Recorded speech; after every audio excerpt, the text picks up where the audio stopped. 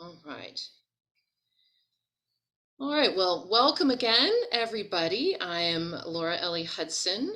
I'm the founder of Resilient Spirit, where I work with creatives and change makers, anyone who longs to make a difference in the world through private and group spiritual companionship. And in that way, my clients deepen their relationships with the divine, however they understand that, others, and the earth, and they activate resilience and creative power, increase personal impact, and enjoy everyday peace while they play their unique part in changing the world. And this is the Resilient Spirit Journal Jumpstart, which is a 15-minute meditation and writing practice for you to pause, reconnect with your body, mind, and spirit, and allow your authentic voice and soul wisdom to come out from inside and be made present on the page through your writing. So we'll have 5 minutes of meditation and 10 minutes of writing. Go ahead and get your writing materials if you don't have them already. Put them in a place that you can get to them, and then take a comfortable position. You can be seated or standing. I'm standing today, and I just invite you to get comfortable, and I'm going to get us started. Okay, so I'll play the tone.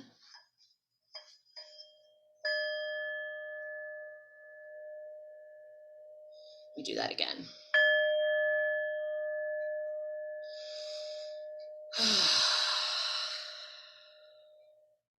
Let that singing bowl be an invitation to take a deep breath. And as you do, you might want to raise your shoulders, and then as you exhale, let them go and let all that air out. Let's do that again. This is just kind of our arrival breath. So let's breathe in a big deep breath, filling up your belly and then your diaphragm. And then maybe blowing it out through your lips, all the air. And then one more time. Big deep breath, and then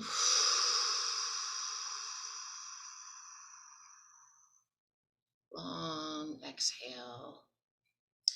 Very good. Today, I want us to do a box breath. Some of you may have done this with me before. It's a pattern which can really kind of anchor your mind as you breathe, and that helps create a greater focus and calm your body. So just take a couple of more regular breaths, and then I'll just tell you what we're going to do. We are going to breathe in for a count of 4. And as we do, kind of imagine we're tracing one line of a box-like structure, and then we'll hold for a count of 4 at the top. We'll just retain the air, and then imagine that's going across the top, and then we'll exhale for a count of 4 going down the side, and then again hold for a count of 4. So that's what we're going to do. So just take a couple of regular breaths, kind of clear the cache. And the next time you inhale, let's try that 4 pattern. So breathing in for 4, and then holding for a count of 4. Oops. Holding for a count of 4, and then exhaling for a count of 4. And then holding again for a count of 4. And I will often listen to my heartbeat to get the beats of that 4 count. So that's what I'm going to do. I'm putting a hand on my heart so I can sense my heartbeat, and I'll be breathing to that. So again, breathing in for a count of 4. Holding for a count of 4. Exhaling for a count of 4.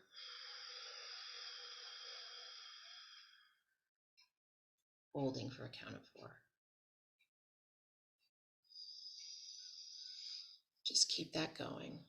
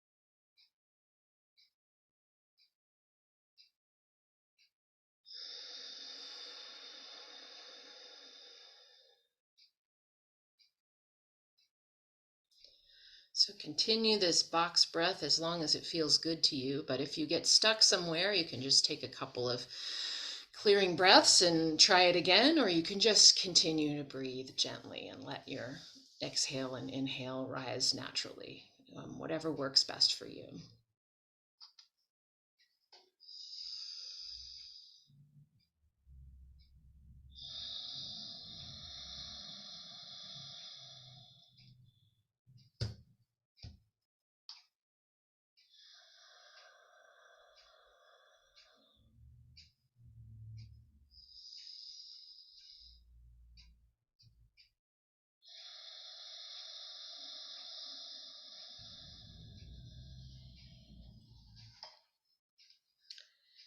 And then wherever you are in the box breath, just finish the box and just breathe naturally as we close the meditation portion and we move into, well, kind of a continuation, but in writing. And just let it go and continue breathing gently as you listen. I'm going to read a little story from a book by Mark Yaconelli, who's actually a mentor of mine. I've studied with him with community storytelling, and that's what he's writing about, which is he's got a book called Between the Listening and the Telling, How Stories Can Save Us. And so this is a little bit of a longer reading than I sometimes offer for these, but I'll go ahead and start it now. There is a sacred Welsh word, a word the Welsh tell me that doesn't quite translate into English. The word is hiraeth. Hopefully I'm saying that right. A wise friend from that land once told me that the word refers to a particular kind of longing. What kind of longing? I asked. He paused, trying to find the words. A longing for a place or time that the soul once knew. My son Noah was living in London, so shout out to the UK, in an apartment with a handful of American students from across the United States. He told me it wasn't easy to connect with the other students because they spent most of their time by themselves on their phones, on social media. When they did socialize with one another, it often involved heavy drinking. Then he said, they are all full of longing, but they don't know what they're longing for. They don't even know they're longing. He could have been describing most of us in the West, overwhelmed, estranged from our lives, out of touch with our inner vitality. We often find ourselves entranced by activities we know are empty and damaging. We are longing, but we don't know why. We are yearning for a life we once knew, but we can't seem to remember where we left it. 2 weeks later, I called Noah and asked him how it was going. He told me he had invited his roommates to go with him to a farmer's market. Together they bought chicken and vegetables, apples, lemons, and fresh herbs. They spent the rest of the day cooking. A fall soup, garlic potatoes, beet salad, roast chicken with rosemary and lemon, apples baked in butter and cinnamon. Eager to share the feast they had made, Noah and his roommates called the students from the apartment next door and invited them over. When the guests arrived, Noah asked everyone to set their phones aside. We took our time, he told me. We sat at the table for hours, just talking, telling stories about our families, the towns we grew up in, our hopes for the future. He paused. We sat late into the night until early morning, just talking. Everyone was so tired, but no one wanted to leave. Although he didn't say it, my guess is that around that table the longing momentarily ceased. The emptiness filled, the anxiety calmed. Within those hours rich with story and laughter and human warmth, 8 university students found home. What does it mean to be human? How are we to spend our days? How do we face the troubles of this world? How do we address the heartache for the life we're meant to live but can't remember how? How do we find the place that the soul once knew? So for your writing, you might want to begin with that last question the author asks, how do we find the place that the soul once knew? Or maybe you could begin with this sentence starter. at the place my soul once knew, and see where that leads you. So I'm putting that in the chat. Those are one option. Another option is you might remember a special moment in your life when you were gathered with others around food and write about that. It could be an elaborate feast or a regular family dinner or anything in between.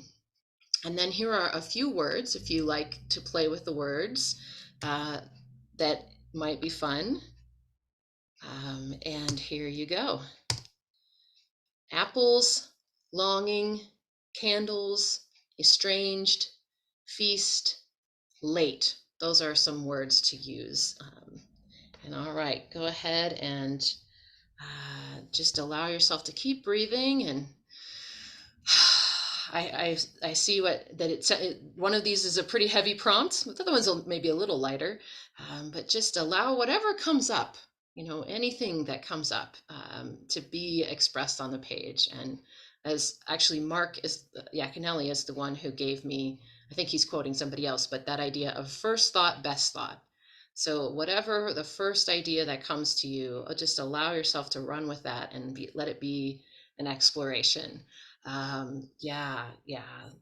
This is a deep question of understanding humans. That's right. And so let's just let yourself explore what comes up for you.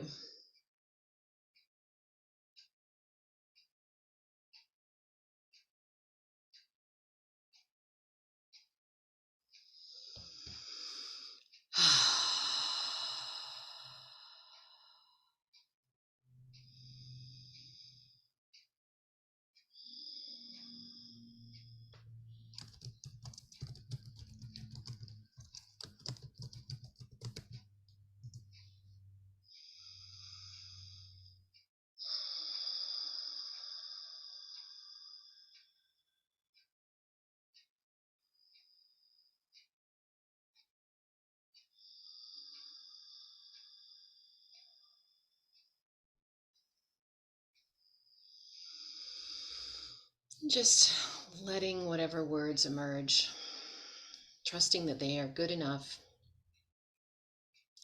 And if you get stuck, you can always just pause and maybe recenter, listen to your heartbeat, breathe a couple of times, and start again by just whatever word arises.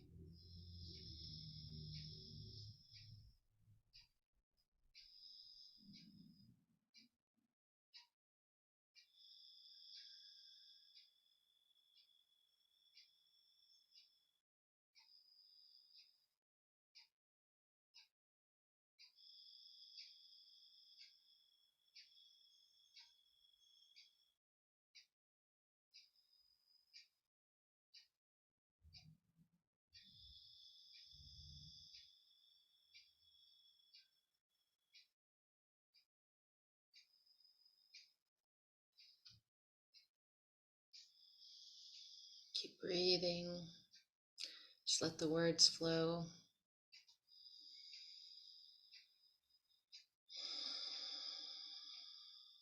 This doesn't have to be the time to edit. This can just be the moment for creative, whatever creativeness comes out of you. And then you can come back later and shape it or change it with your editing mind. But let this be your creative, open, dreaming mind that receives whatever gift of an idea that you've been given and discovers where it leads.